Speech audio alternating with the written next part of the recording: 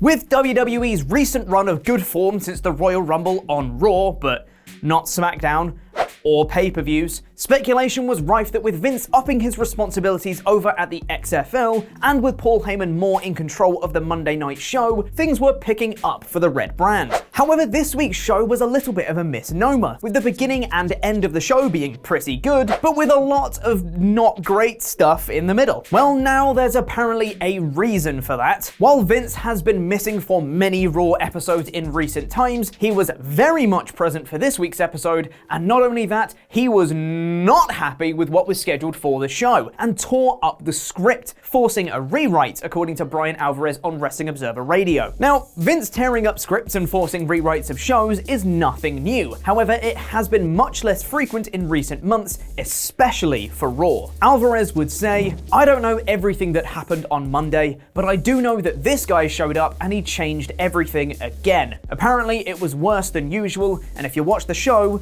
was worse than usual." Coincidentally, this was the show that also saw Ricochet get beaten by Riddick Moss, which is just such a coincidence considering Vince McMahon has also reportedly given up on him as a talent, and he was seen as a Paul Heyman guy. Crazy. The ending segment featuring Randy Orton and Beth Phoenix was still influenced heavily by Paul Heyman and reportedly influenced heavily by Edge and Orton themselves, according to WrestlingNews.co, but the rest of the show succumbed to the whims of Mr. McMahon once again, which, again, included Ricochet being beaten by Riddick Moss and Eric Rowan revealing his pet was a spider.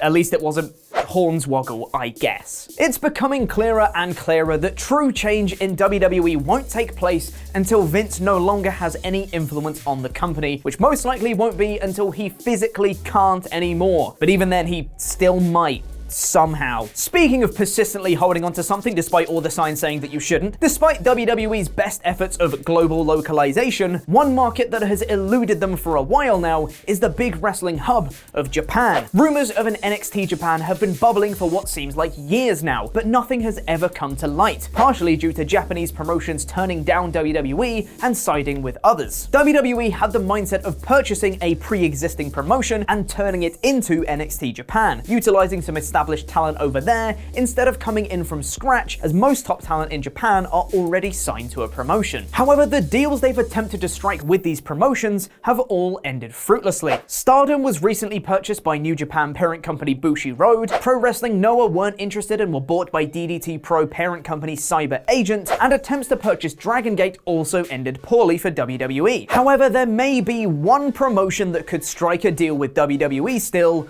All Japan Pro Wrestling. Yahoo Japan is reporting that All Japan coach Jun Akiyama has been invited to be a guest coach at the WWE Performance Center in Orlando in May, and will continue meetings with Triple H. And yes, I did say continue, because as it turns out, according to this report, executives from both companies have been meeting secretly since last summer. The sneaky devils. This could very well be another step for WWE into setting up NXT Japan, if they can agree on the purchase of All Japan. Now, you can criticize WWE for many things, but you can't question their persistence when it comes to dominating the wrestling market. Now, before we get into the NXT and AEW recaps, we just wanted to say a massive thank you to all the support shown for our awesome new series, No Rolls Barred, over on Parts Unknown. We just hit 50 Patreon backers for the series, which means we can now release it in podcast form, so you can catch No Rolls Barred on the go. If you haven't watched it yet, head on over there and check it out. It'll be worth your time, and of course, you can support the series on Patreon too for 48 hours early access. Our next goal at 100 backers is to get a real wrestler on for the next series, which will be awesome. So go watch No Rolls Barred. Do it. Next episode on Sunday. Go watch the first episode now. Well, not now. After this video, but watch it soon. And now over to Laurie for the NXT recap. Hot tag. Before we get on with the rest of the show, we just need to thank the Kessel Run DX Solo for their support on Patreon. Team Kick's annual Cage Conference goes tits up. Johnny Gargano answers the question why with the word Why? But angrier. And Velveteen Dream's master plan leaves him cavorting with Goldie. Daddy Ciampa is going to have something to say about that, and then slowly come to grudgingly respect the newfound relationship and make a surprisingly heartfelt speech at their wedding. The show opened with the aforementioned caged kickathon between Dakota Kai and Tegan Nox. Both absolutely rose to the challenge of delivering a hot show opener and a grisly spectacle with choke slams from the top rope, a cross body off the top of the cage, and one of the most inventive cage match finishes I've seen in a very long time. Because Nox knocks down Kai and goes to climb out, but she's confronted by the imposing figure of Raquel Gonzalez, who goes on to try to drag Kai out of the door. Slam goes the door on Kai's leg when it's kicked by Tegan, but Gonzalez pins the door frame against Nox, holding her against the cage and allowing Kota to crawl out. Amazing. Finn is then playing Candy Crush on the iPad again and chatting about chess. Bala Kasparov says that Walter has made the first moves, but he won't like his reaction. We then get a hype package for Rhea Ripley's Tortuga Mania match with Charlotte as she takes a tour of the stadium and inspects the poop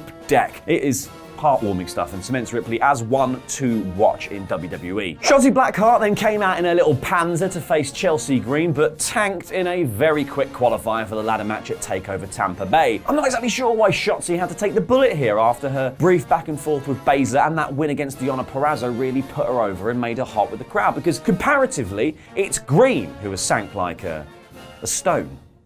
A Robert Stone brand.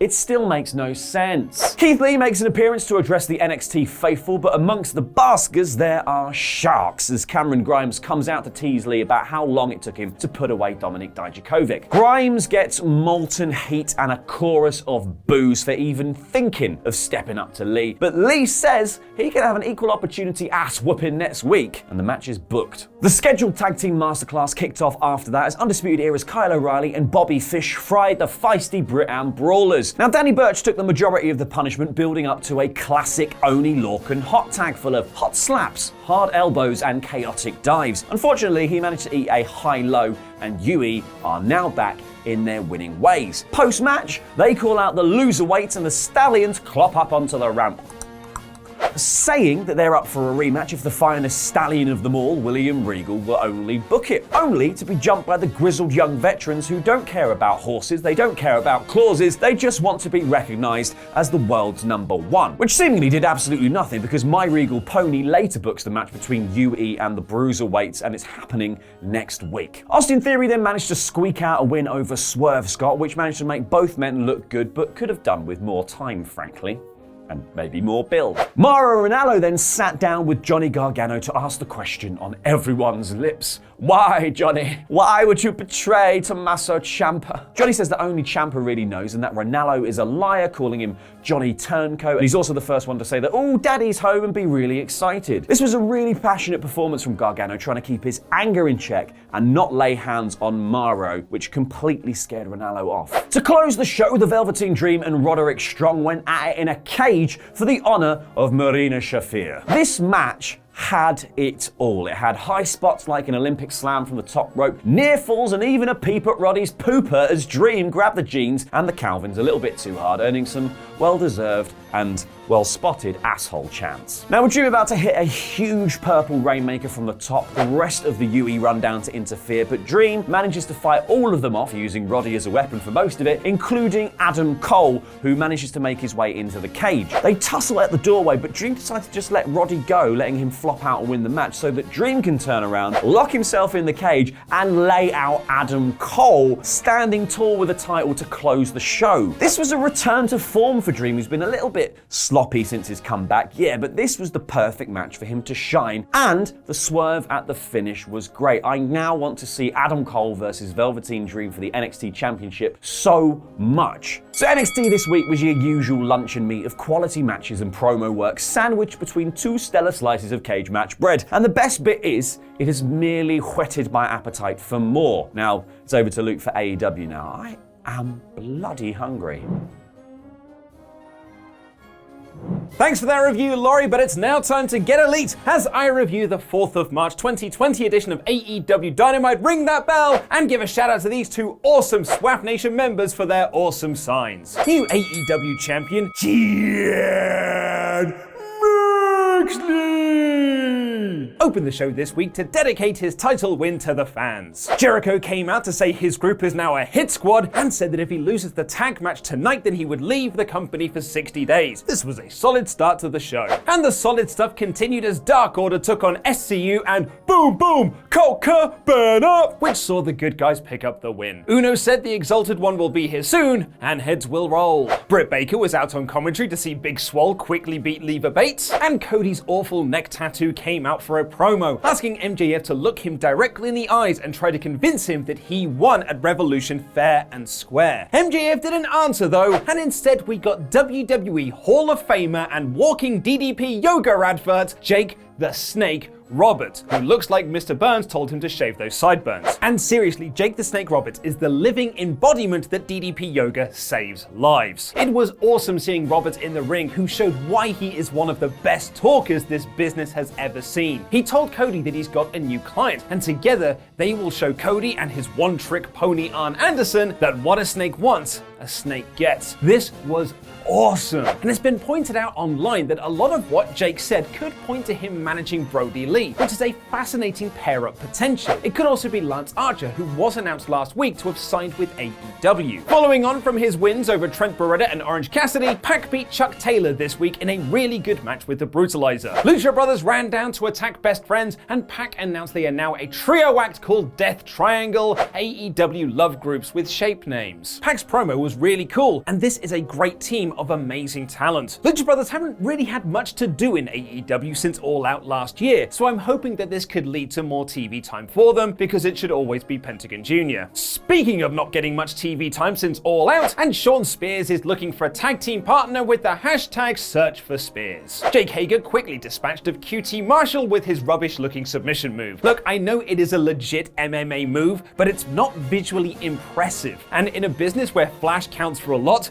this is pretty much the opposite of Flash. However, the brilliance of this segment was the post-match, which saw Cody and Matt Jackson try to make the save against Inner Circle when Hangman Page came down to actually make the save. And for a brief moment, he was on the same page as Matt Jackson before he gave him the finger and drank with fans. Adam Page rules, this storyline rules, and I love every single forking thing about it. Speaking of things I forking love, and MJF cut a fabulous promo where he said his I pinned Cody t-shirt was arrogant and regrettable like a neck tattoo. Shots fired. And in the main event, Jon Moxley was set to team with Darby Allin to take on Chris Jericho and Sammy Guevara, but Inner Circle laid out Moxley before the match, leaving Allin to fight 2-on-1. This was a star-making performance for Darby Allin, who had incredible babyface fire, built brilliantly when he hot-tagged himself to run wild. Sadly, he dived into a Judas Effect elbow for the Inner Circle win. Moxley ran down to make the save, but Inner Circle got the better of him and put him through a table from the top of the stage. So that was this week's AEW Dynamite recap. Why not let me know what you thought by voting the poll above my head using these options on screen? Overall, I thought this was a pretty good edition of Dynamite, with lots of teasers for the coming weeks, good in-ring action, and awesome promo work. I was surprised there wasn't a bigger angle coming off the back of Revolution, especially considering the Matt Hardy YouTube stuff. But still, this was very good and a nice reset as we head into Double or Nothing 2. Check out our predictions for this Sunday's Elimination Chamber by clicking the video on screen right now, and our new D&D Wrestling roleplay series on Parts Fun known No Rolls Barred by clicking the other video. I've been Luke Owen, and that